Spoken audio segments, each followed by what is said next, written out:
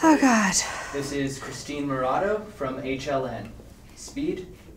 Well, you have 2 new movies coming out at the same day, right? How exciting is that? It's pretty great. I'm fully aware of how spoiled I am and how lucky I am that I got both of those parts. I'm not even going to be in the country on that day, though, so it's a little slightly anticlimactic for me. Do you get excited? Do you get nervous when those movies come out? I don't. No? I don't.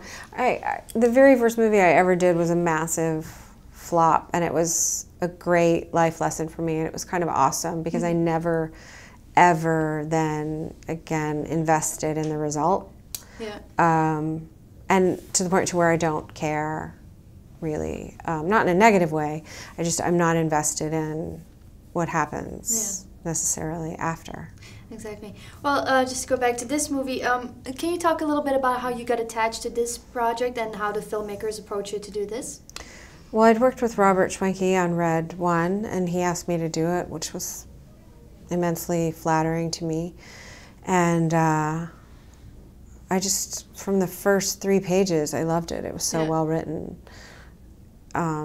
which usually you can tell in the first couple of pages. And this was just consistent throughout. It was really well written, really well-drawn character. Yeah, and there's like a crazy comic vibe to this movie. Is that also a reason why you wanted to do this one?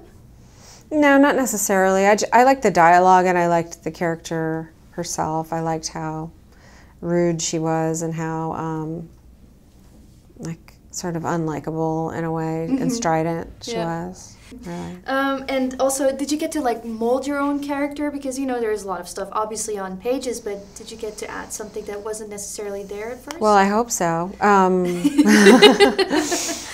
I mean, you give 5 actors the same scene and they will all play it differently. Exactly. You know, and when you have great actors to work off of and a great director, that's when you can find the most stuff and have the most freedom. Yeah.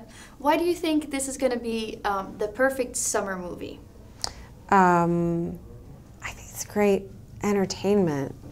You know, I think Robert makes movies that people really enjoy watching. They're fun and they're funny and they're exciting and just all the kind of things that you want to go see so you can forget your problems for, you know, an hour and a half or whatever.